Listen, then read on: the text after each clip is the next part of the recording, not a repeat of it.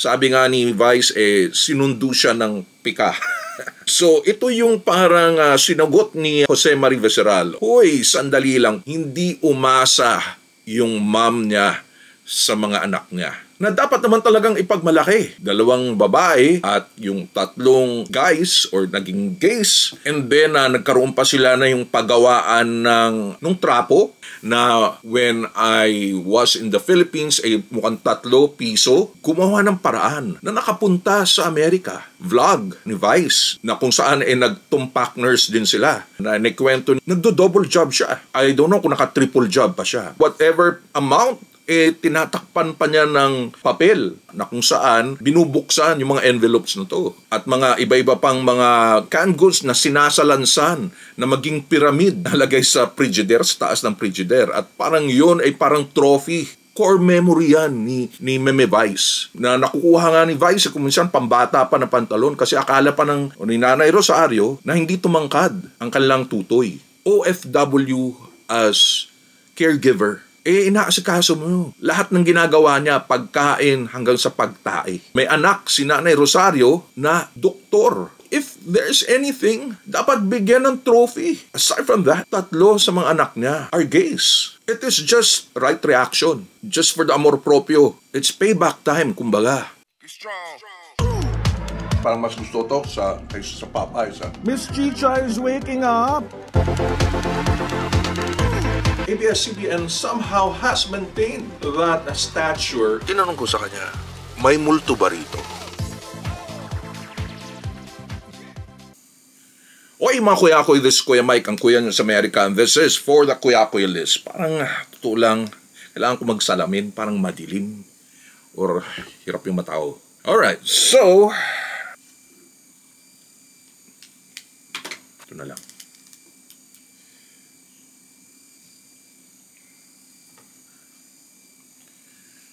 Alright, para consistent lang.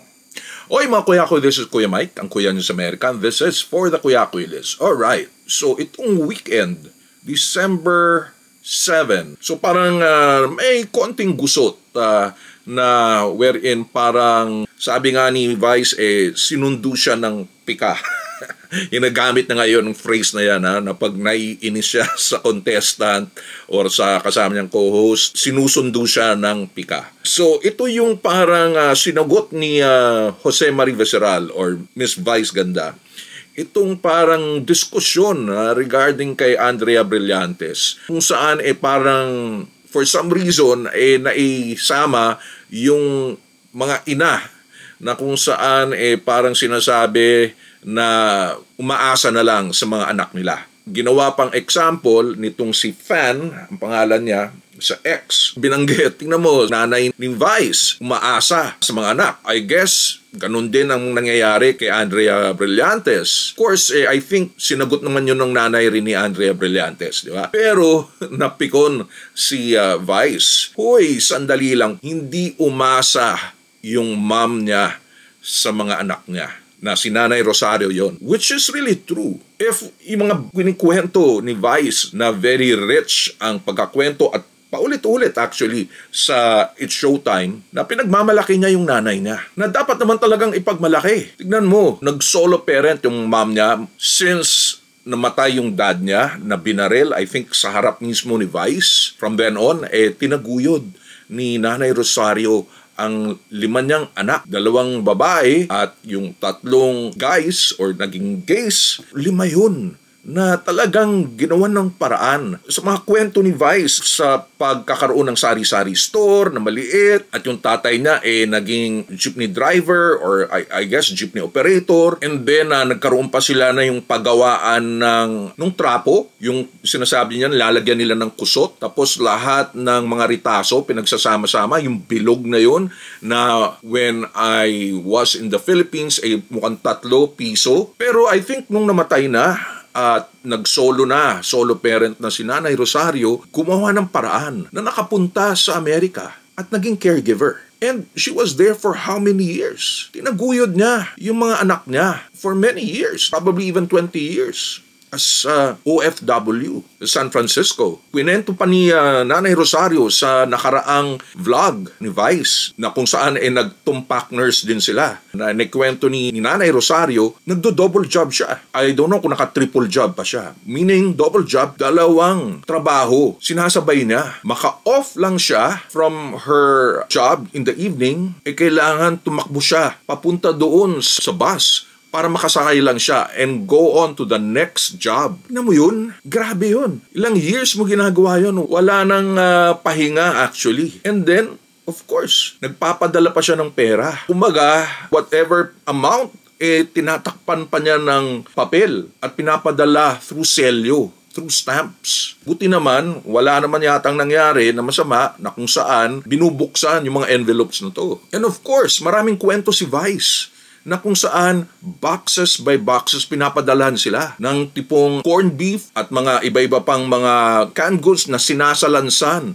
na maging pyramid nalagay sa frigidaire, sa taas ng frigidaire. At parang yun ay parang trophy na pinapakita, hey, may pagkain na pinapadala mula sa Amerika. Tapos, naikwento pa nga na yung lolo niya, tinikman niya yata yung lotion, na milk lotion. Actually, akala niya gatas. I don't know if it's a joke. Pero yun ang mga kwento na natawa at natuwa ang madlang people na laging paulit-ulit. Core memory yan ni Meme Vice. Yung pinapadalhan siya. Pinapadalhan siya ng Hanes na brief. Pinapadalhan siya ng pantalon na nakukuha nga ni Vice kung minsan pambata pa na pantalon kasi akala pa ng nanay niya o ni Nanay Rosario na hindi tumangkad ang kanilang tutoy. So grabe yung sacrifices ng mom niya at grabe rin ang sacrifices ng mga anak. Wala na ngayon dad, wala pa yung mom. Kuminsan nga, di ba, si Vice nagtatampo para bang bakit wala sila. Parang hindi pa niya mag-grasp noon na bakit kailangan lumayo si Nanay Rosario. Here's just a tweet or an ex-post na I'm sure hindi naman talaga gustong masaktan sila Vice. Nakaligtaan niya lang siguro na Vice's mom was once an OFW. At kung anong tinatamasa nila, lalo na yung mom niya right now, is only because sa tulong ng kanilang ina. Look at that. Galing sa squatter, OFW as caregiver. Hindi lang parang nagbantay ka lang. Inaasikaso mo. Lahat ng ginagawa niya, pagkain hanggang sa pagtae. Paglinis ng puwet. And then may susungit pa. May nakwento pa nga about having dementia, yung kanyang alaga. And then, nakapagtapos pa. Halos lahat ng mga anak, except for Vice. Well, nakapag-desisyon si Vice to do otherwise. Hindi na mag-college, hindi na magtapos. Although, muntik-munti ka na.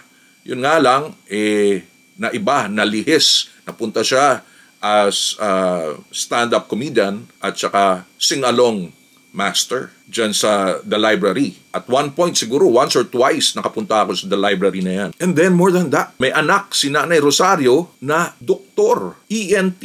If there's anything, dapat bigyan ng trophy. I have to see a mom ng mga artista. I'm not telling na yung mga ibang nanay ng mga artista hindi nagsakripisyo or hindi binigay yung tama at sobra para sa anak nila. Pero itong pinagdaanan ng pamilyang Visceral is something else. Yung kakarampot na pera na nakukuha niya, diretso agad sa mga anak sa Manila, sa Tondo. Aside from that, 3 sa mga anak niya are gays. Yung isa yata na sa New York at yung isa kasama nila sa Manila. Siyempre, mapapaisip rin ng nanay niya na how is it possible na lahat ng gay na anak niya become gays? I don't know if it's nature or nurture, pero tingin ko it's nature. And lalo na sa mapaghusga, very judgmental na mga tao, early 70s, 80s, I'm sure in a way, nalungkot si Nanay Rosario. But right now, very accepting. I don't think the family went through na kung saan nag-come out, mukhang nasaktan si Nanay Rosario. With such family na hirap, and then with a peculiar family at that, grabe ang tiniis ng Nanay Rosario. It is just right reaction. Just for the amor proprio ng pamilyang Visceral. Na, huy, sandali, mag-minor ka naman. Hindi palamunin ang nanay niya. Very simple. Si Mrs. Visceral, makasama lang sila Vice sa mga anak niya. Happy-happy na siya. Kaso nakaka-bonus pa. Not only kay Vice, Nandun din yung mga kapatid na nakakatulong sa kanya, nakakasama niya. It's payback time, kumbaga. Again, ito po si Kuya Mike of the Kuya Kuy List. It's a brands, branding, and shopping channel for the global Filipino. Subscribe po kayo sa ating channel and click on that notification bell. Check on my website at kuyakuylist.com. Again, ito si Kuya Mike, ang malbang nakaisa-isa at kauna-unang affiliate marketer na Filipino-American for online stores here in the United States. At ang Kuya sa Amerika, this is for the Kuya Kuy List.